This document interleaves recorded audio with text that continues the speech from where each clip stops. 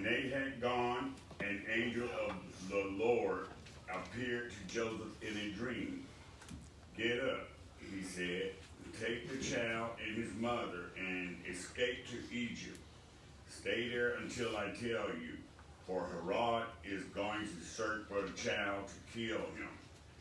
So he got up, took the child and his mother during the night, and left for Egypt, where he stayed until the death of Herod, and so fulfilled what the Lord had said through the prophet, out of Egypt I called my son. When Herod realized that he had been outwitted by the Magi, he was furious, and he gave orders to kill all the boys in Bethlehem and in his vicinity who were 2 years old and under, in accordance with the time he had learned from the Magi. Then what was said through the prophet Jeremiah was fulfilled. A voice is heard of Ramah, weeping in great mourning, Rachel weeping for her children and refusing to be comforted because there are no more. After Herod died, an angel of the Lord appeared in a dream to Joseph in Egypt and said, get up, take the child and his mother, and go to the land of Israel. For those who were trying to take the child's life are dead. So he got up, took the child and his mother, and went to the land of Israel. But when he heard that Archelaus was resigning in Judea in place of his father Herod, he was afraid to go there. Having been warned in a dream, he withdrew to the district of Galilee. And he went and lived in a town called Nazareth.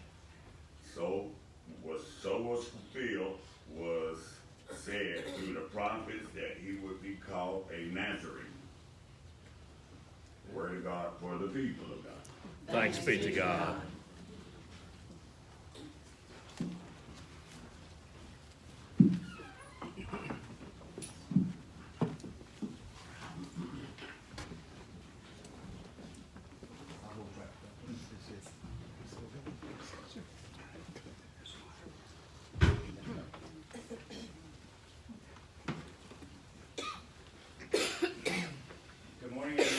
Morning. Merry Christmas and Happy New Year.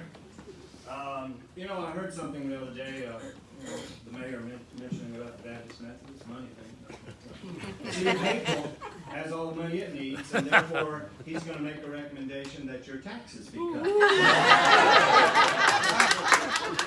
Touche. Second motion. We don't have a councilman here, just a second. All in favor, say aye. What's your order, Mayor? There you go.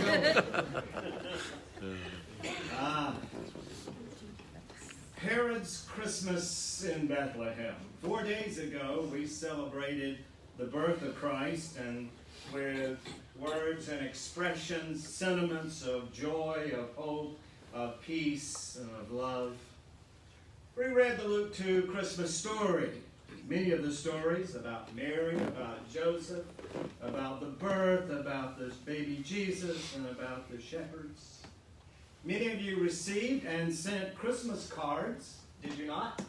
That had pictures of family or the nativity or a peaceful scene maybe of snow or the stars. Most of the cards had notes of best wishes for the holiday Christmas season. It's that kind of warm, fuzzy emotion that we enjoy this time of year. We also, with Jimmy, we sang songs like the angels that have become a foundation of our faith. One such song is O Little Town of Bethlehem. It was written in 1868 by Phillips Brooks after going to Bethlehem on a tour and returning to his church, the Holy Trinity Episcopal Church in Philadelphia. He sat down and he wrote O Little Town of Bethlehem for the children to sing.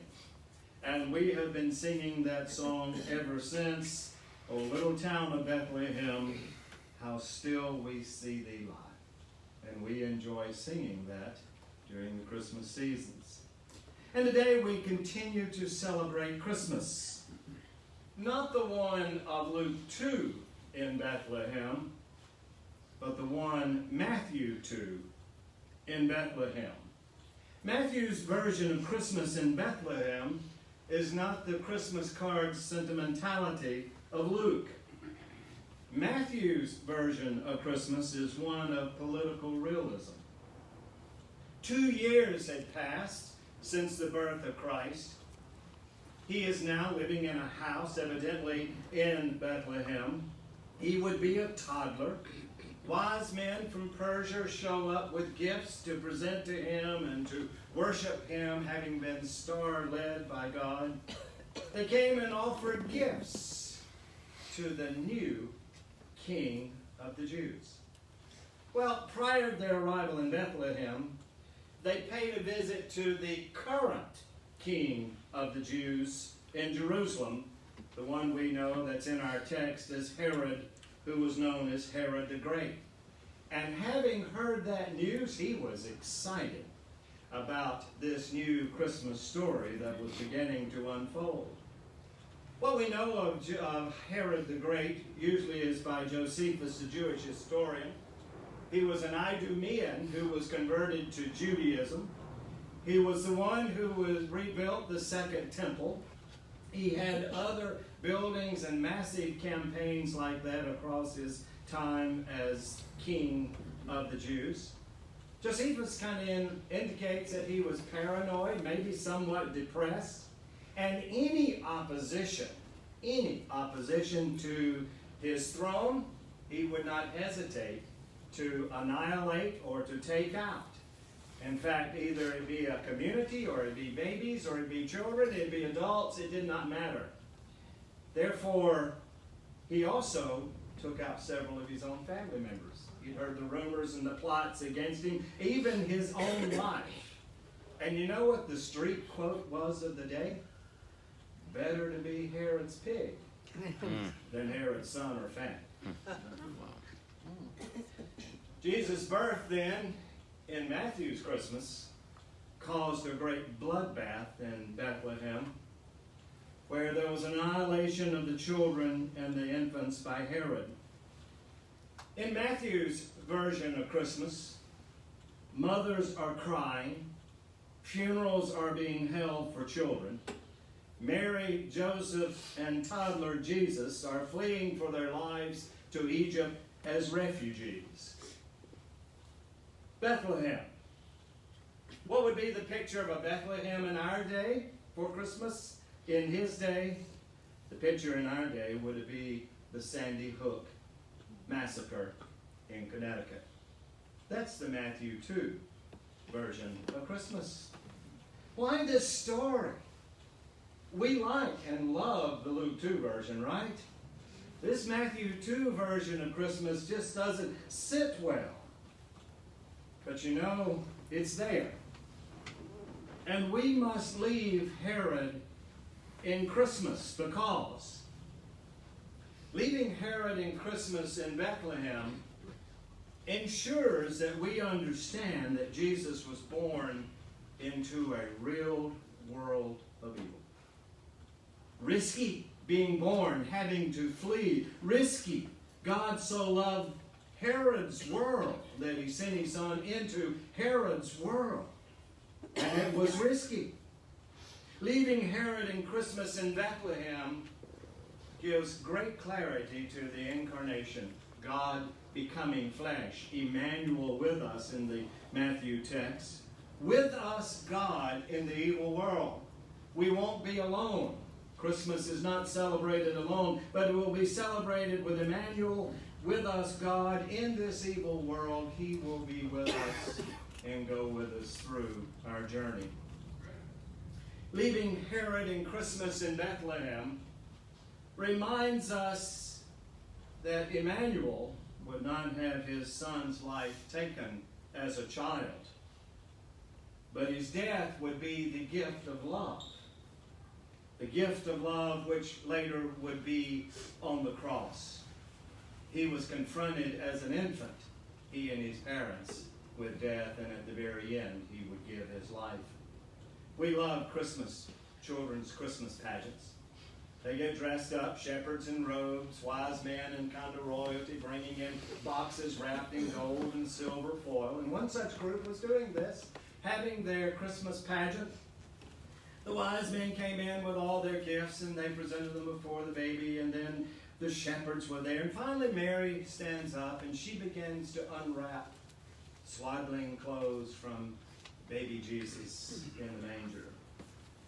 And then she held baby Jesus up. It was a cross. The reason he came was to save the world and to save the Herods of the world. To save all of us. And it would only be through his love in giving his life willingly on the cross later. Not as an infant in Bethlehem. Leaving Herod in Christmas in Bethlehem quickens us with the reality to not make Jesus irrelevant and detached from the world he came to save. We often can get so in our holy huddles and so engrossed in our own way that we forget he was born into Herod's world to save this world. Us and all of the people that are out in our community and all of the people around the globe. Therefore, we must ensure our witness is out in community, our witness is out and around the globe. If not, we make him irrelevant. We make him detached, where we want to keep him in a manger, or we want to keep him as a toddler, or we want to keep him for ourselves. And finally, leaving Herod in Christmas in Bethlehem reminds us that our world is filled with countless Herods, whose political realism is evil, they're seductive, and have their own selfish purposes. But in the midst of all the Herods around the globe, we must maintain our focus. Christ, he still has an active mission with us in his world. Same world he was in then. It's the same world he is still in with us. Emmanuel, I'll be with you as we go on my mission in the world, in the community. And we've got to be brave, and we've got to exercise our faith, and we've got to move out of our holy huddles with him to the world and the Matthew Christmas that we read about. There are a lot of Bethlehem stories. There are many people, and you may have, traveled to that part of the world, to Jerusalem, to Bethlehem, and many will go to Bethlehem this time of year to visit the shrine of the Nativity. Many go in the summertime when it's hot, dusty, and miserable. One such group was traveling from Jerusalem to Bethlehem. It was hot, it was miserable, it was dusty. Their tour guides stopped at every gaudiest gift shop so you could buy the real Bethlehem gift. So when you return home, I got this in Bethlehem. Made in China. But anyway.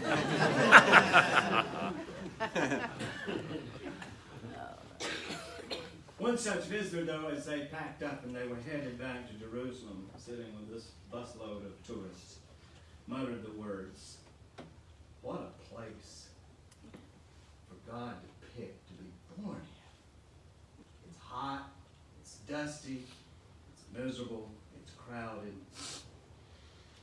But that's Christmas. God comes to us in our Bethlehem, Hapeville. That's Christmas. He comes to us as Emmanuel, where we live in the midst of an evil world, for us to join with him in the witness in our community of him. But that's Christmas. God comes to us in our Bethlehems, where we live, but he also comes in the midst of the Herods. Not afraid. Here I am. Let's go to work. But this is Christmas. God with us to save us in the midst of all the Herods of the world, in the midst of all the evil, to redeem all people who will come to him. So as we close out Christmas and we head toward the new year,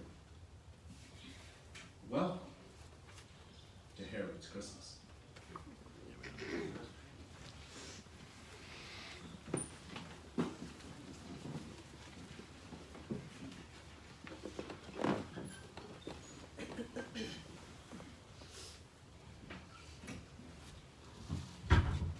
You know, we come to the end of one year and the beginning of a new. And for some of us, it's a time to reflect as well as to look forward.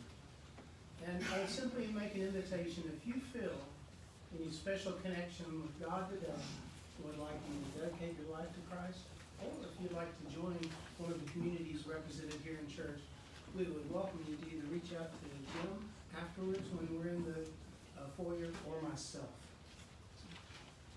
With that, I'm going to share with you a brief thanks for our food that we're about to eat, as well as the benediction for today. Why don't we stand? Lord Almighty, thank you for the food we are about to receive. May it help us be strong in our faith and open to love others like the Christ child, like you love us. May we go forth like the wise men, seeking the newborn King and spreading the good news. In Jesus' name, amen.